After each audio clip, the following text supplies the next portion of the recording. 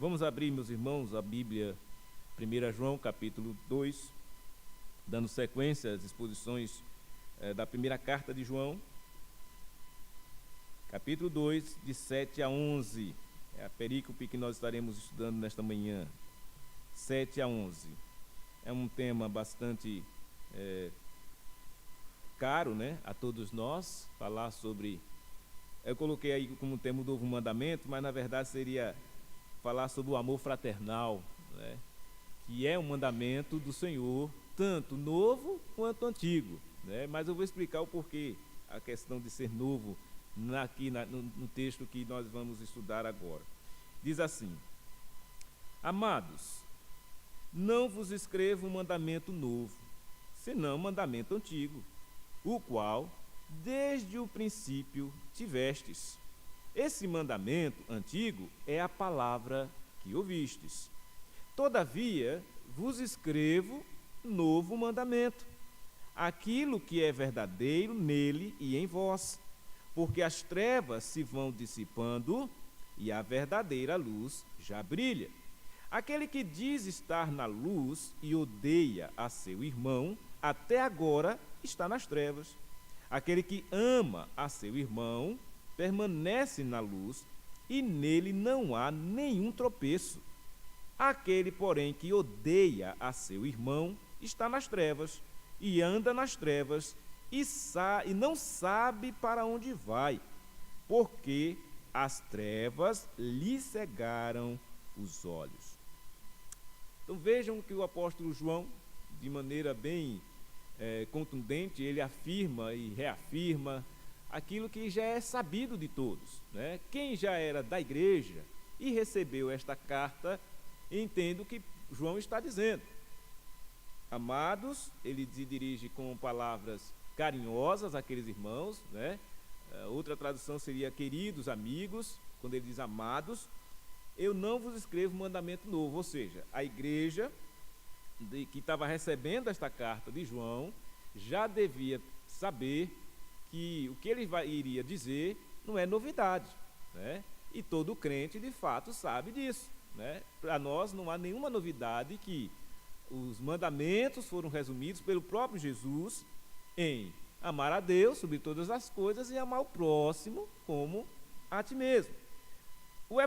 No evangelho escrito por João, no capítulo 13, no versículo 34, ele vai expressar essa questão da seguinte maneira, em João 13, 34. Ele diz assim: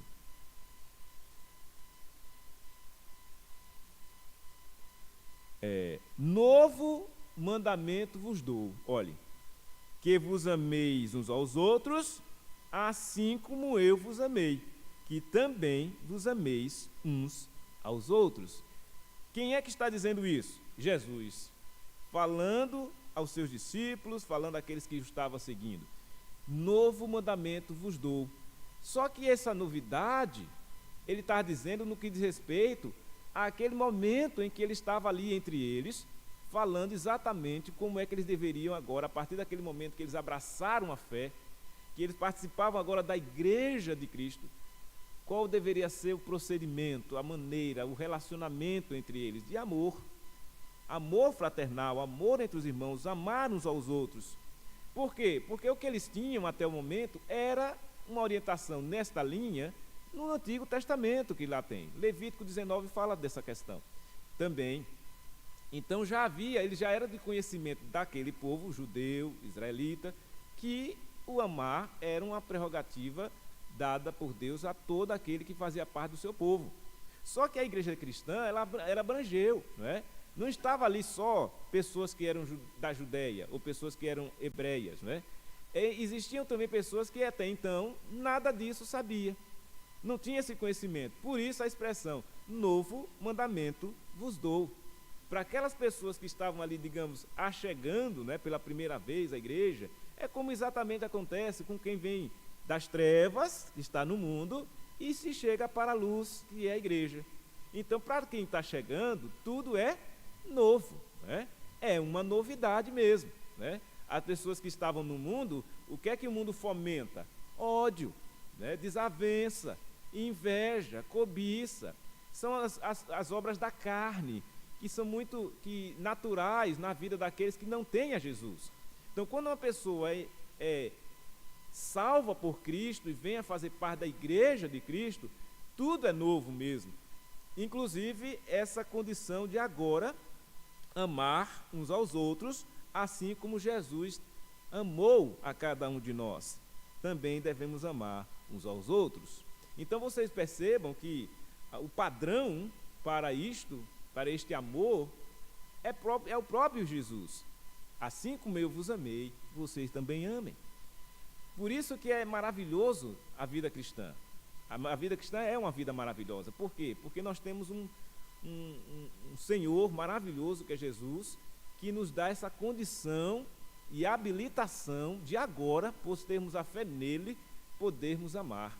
Sem Cristo, não existe essa possibilidade. Sem Cristo, as pessoas podem dizer que amam de aparência. Sem Cristo, as pessoas podem desenvolver algum tipo de amor interesseiro. Vai amar alguém porque aquela pessoa talvez tenha algo para lhe oferecer. É assim que o mundo se comporta. Mas quando se está em Cristo, o amor é verdadeiro. O amor, ele flui. E é nisso que o apóstolo João quer mostrar para nós. Isso não é novo, meus irmãos, é um mandamento antigo, o qual desde o princípio tivestes. Já é de conhecimento. Esse mandamento antigo é a palavra que ouvistes. Então, estavam ouvindo esta palavra, que é o Evangelho. Eles ouviam, eles sabiam que deveriam amar. Mas também havia muita gente religiosa nesse período. Religiosos como os fariseus, os saduceus. E aquelas pessoas religiosas, embora soubessem deste mandamento antigo, ouviram muito e estava evidente que eles sabiam de ouvir. No entanto, eles não colocavam em prática. Daí onde surgiu a expressão farisaísmo. O que é o farisaísmo? É aquele religioso que é aparentemente cumpridor das obrigações religiosas, mas ele não demonstra verdadeiramente amor. Ele não demonstra verdadeiramente uma vida de obediência àquilo que o Senhor requer daqueles que o seguem. Então, existem, infelizmente, muitas pessoas nessa condição ainda, de religioso, de praticante de religião, mas não seguem a Cristo, não obedecem à palavra de Deus. E os fariseus foram de tamanha distorção que eles acabaram criando até as próprias leis para adequar a condição que eles achavam e exigiam. Exigiam do povo, mas eles mesmos eram, como disse Jesus, sepulcro caiado.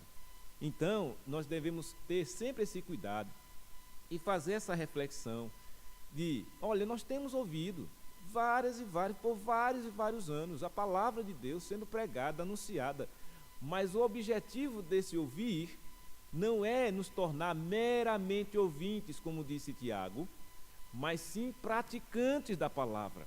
É o que importa.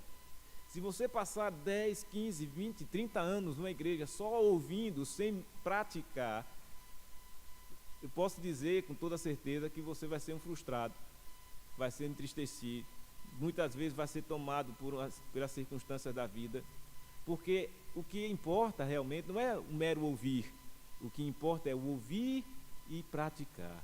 Por isso que o João, melhor dizendo, enfatiza aqui que é novo esse mandamento. Ele diz, olha, todavia eu vos escrevo um novo mandamento, aquilo que é verdadeiro nele, no mandamento, e em vós, olha aí, isso ele faz o link entre o saber, o ouvir, o conhecer e o viver. É verdadeiro no mandamento e em vós.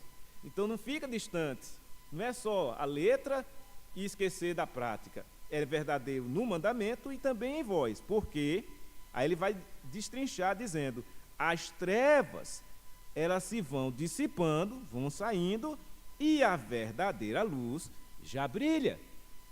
Então há essa mudança de condição. Quem estava nas trevas, conforme nós outrora também estávamos um dia, mas fomos alcançados pela graça de Deus, fomos salvos, estamos agora participando da igreja do Senhor Jesus. Aquelas trevas que nós estávamos inseridos nela foram sendo dissipadas. E a luz, que agora fazemos parte dela, essa luz é Jesus, nós nos tornamos também luz, e ele diz que eu e você somos luzeiros para este mundo. Então, as trevas se dissipam, vão saindo, e a luz, ela vai brilhando. E ele diz uma coisa interessante: essa verdadeira luz já brilha, ou seja, já é uma realidade na sua vida, na minha vida. O brilhar da luz do Senhor já está em nós. Por isso ele vai dizer no versículo 9: aquele que diz que está na luz e odeia a seu irmão, até agora está nas trevas. Ou seja, não adianta fingir, dizer: olha, eu estou na luz, eu sou crente, eu já tenho fé em Jesus, mas eu não vou com a cara do fulano de tal, eu odeio ciclano, eu odeio aquele rapaz, aquele colega lá do trabalho, que é gente horrível, eu odeio. Pronto. Se há um ódio no coração, o ódio é como água, é como óleo e água, né? Não se une amor e ódio, não tem essa possibilidade. Ou se ama ou se odeia. E aí vem uma coisa interessante que o Evangelho deixa claro. O Evangelho, ele é maravilhoso. A palavra de Deus, ela é sim, sim, não, não. Não tem esse negócio de meio termo. Olha, fulano, eu sou cheio de amor, mas eu também tenho ódio. Não. O único ódio que é válido é a gente odiar o pecado. Esse é válido. O ódio pelo pecado, esse é maravilhoso, porque um ódio pelo pecado significa amor a Deus e amor às coisas de Deus. Fora disso, quando você tem ódio no sentido de vingar, de querer odiar ao próximo, de dizer que não vai, que impede você de viver uma consciência em paz, tranquila com as pessoas, isso já é prejudicial. E aí a palavra de Deus vai colocar todos os pingos nos is, dizendo: olhe, se alguém disser assim: eu estou na luz, mas eu odeio meu irmão, então continua nas trevas, continua, não mudou nada. E aquele que ama a seu irmão, esse sim, permanece na luz. Aquele que não só diz que ama, mas ele permanece, porque ele é uma demonstração, há uma ação, há uma atitude, não é só uma fala, há toda uma demonstração de vida que de fato o demonstra que ele tem amor pelo seu irmão, e assim permanece na luz, e nele não há nenhum tropeço. Está vendo? Não há tropeço, não vai haver nada que venha estragar daqueles que são os filhos de Deus, os nascidos de novos que estão na luz. Tropeço algum não vai haver nele. Por que não vai haver o tropeço? Porque a pessoa está na luz. Quando alguém está na claridade, ela tropeça, não é? Só se for uma coisa bem, só se a pessoa tiver com os olhos sem enxergar, né? Mas geralmente na luz você não tropeça. E essa analogia, essa figura que João utiliza aqui: se alguém ama seu irmão, essa pessoa está na luz, e portanto não há nenhum tropeço nessa pessoa. Não há tropeço. Ela continua enxergando bem, claramente, vivendo de maneira que aquelas pessoas que olham e dizem: olha, fulano é um crente no Senhor Jesus, porque ela demonstra sempre essa atitude de amar, e ela permanece como luz nesse mundo. Mas aquele, versículo 11, porém, que odeia seu irmão, está nas trevas. Não está mais ou menos não, está mesmo nas trevas. E anda nas trevas. Não só está, como anda nas trevas. Então entendam esses verbos aí chaves no texto. Estar nas trevas e andar nas trevas significa que a pessoa está totalmente inserida nessa vida de perdição. Ela não consegue enxergar nada, diz o texto aí. Ela nem sabe para onde vai, porque as trevas lhe cegaram os olhos. Cegam, não enxergam nada. Então, é a pessoa que vive uma verdadeira mentira. Muitas vezes se dizendo crente, muitas vezes se dizendo religioso, mas é mentiroso porque a prática de vida a condena. A prática de vida mostra que ela ainda está nas trevas. Ela não foi salva verdadeiramente. Então vejam que aqui nós aprendemos algo importante. Porque antigamente a coisa era bem definida. Sempre foram, né? Definida, ou é ou não é. Mas com o passar dos anos, as pessoas, com o surgimento de uma teoria chamada de relatividade, aí as pessoas passaram a relativizar as coisas.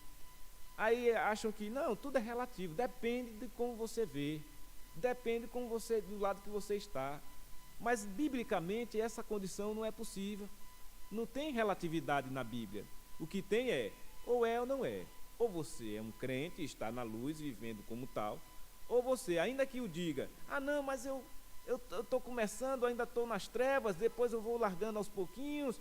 Mas a Bíblia diz que uma vez que você está na luz, as trevas se dissipam. Você agora tem que mostrar que de fato é luz. Vai haver um embate? Vai. As lutas que nós enfrentamos, claro que vai haver essas lutas.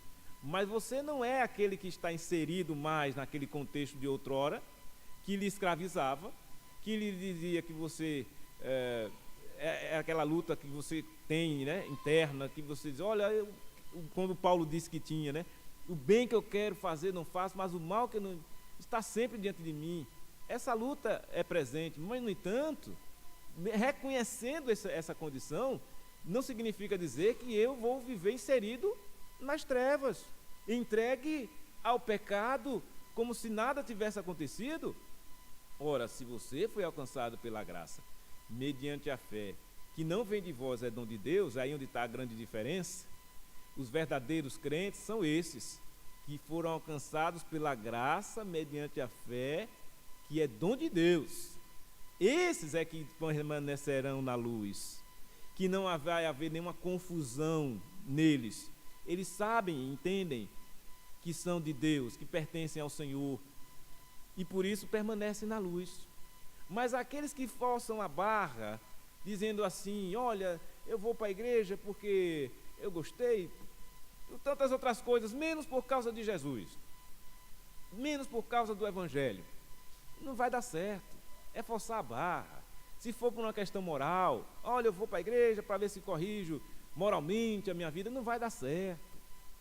Porque a correção moral, ela vai vir pelo andar na luz, que é exatamente o processo de santidade. Então, não é uma coisa forçada, não é uma coisa fingida, não é uma coisa fabricada, não. É algo que é prazeroso porque vai sendo efetivamente ocorrendo em razão da presença do Espírito em nós, e ele vai fazendo esta obra e vai cada dia mais descortinando nossos olhos, que outrora estavam em trevas, para agora estar enxergando claramente, porque agora estamos na luz. Então essa é a questão muito clara e evidente aqui. E João se preocupou em escrever esta carta, inspirado pelo Espírito Santo, para mostrar certamente aos seus leitores e até nós hoje, como é importante nós entendermos bem a condição em que nós nos encontramos. Para a gente pensar, nós somos luz, então somos luz, andemos como luz, amando uns aos outros, assim como Jesus nos amou.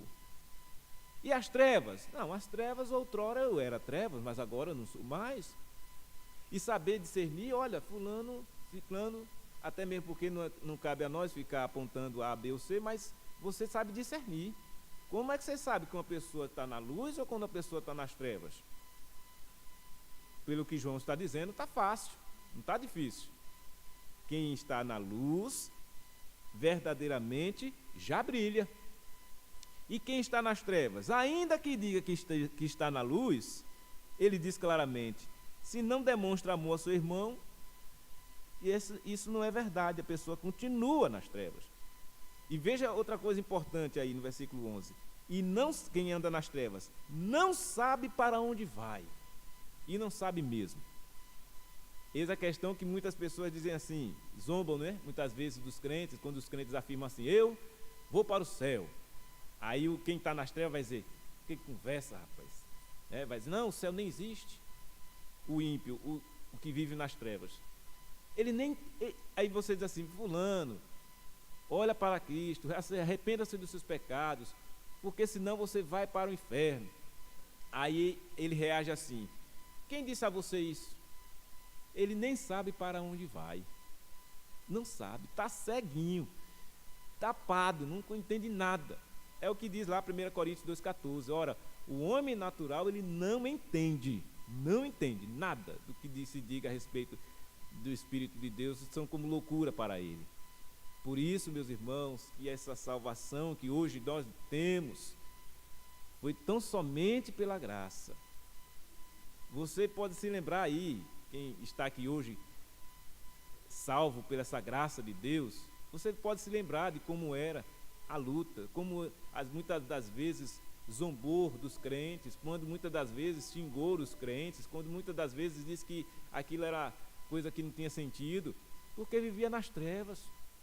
E quando você se chega para a luz, você que descortina, você olha só, o Senhor Deus teve graça de mim, misericórdia, me abriu a mente, os olhos, agora eu enxergo, agora eu entendo. E aí você hoje faz parte, você é igreja, você é luz, você está caminhando na luz. E outrora aqueles que porventura esteja no meio, inserido lá no contexto, dizendo que está na luz, mas continua ali alimentando um ódio no coração para o seu irmão, esse continua nas trevas, ainda que aparentemente numa igreja, seja lá onde for, odeia o irmão, está nas trevas. Ah, não, mas ele é isso, até às vezes assume cargo na igreja, isso, faz aquilo outro, mas nutre um ódio no coração, seja lá por quem for, está nas trevas, porque quem está na luz não pode continuar nas trevas, nem de fato manter e alimentar sentimento ruim, pecaminoso no coração. Não pode. Ainda que nós reconhecemos que somos pecadores, mas nós não vivemos mais para o pecado. Lembram disso? Paulo diz lá em Romanos, o pecado morreu. Nós não temos mais a escravidão para o pecado, acabou em nós, que agora estamos em Cristo. O que temos agora é um viver para a luz, é um viver na luz, é um novo mandamento recebido que evidencia em nós que de fato nós nascemos de novo e que somos filhos de Deus e estamos na luz. E por isso vai haver essa distinção muito clara. Quem é da luz é luz, quem é das trevas é trevas. Quem está nas trevas não sabe nem para onde vai, porque as trevas cegam os olhos, nem entende coisa nenhuma. Mas quem está na luz está entendendo tudo e maravilhosamente agradece a Deus e louva a Deus e serve a Deus com alegria em seu coração, porque está servindo aquele que maravilhosamente, graciosamente lhe alcançou e lhe colocou na luz. Então que nós reflitamos sobre estas verdades maravilhosas da palavra de Deus e continuemos assim a nossa caminhada, entendendo que a melhor coisa para mim, para você, para todos nós, é andarmos na luz e permanecer na luz até a volta do Senhor Jesus, o servindo cada vez mais na sua igreja, porque aqui a luz vai resplandecendo e as trevas vão dissipando. Oremos então. Pai Santo, nós oramos a Ti, Pai, agradecidos pela graça do Senhor sobre nós, que um dia nos alcançou, nos trazendo a condição de hoje estar na luz e permanecendo na luz. Mas que maravilha, Deus, podermos demonstrar essa condição quando amamos uns aos outros, quando demonstramos nosso amor para com o nosso próximo, nosso irmão, fraternalmente falando.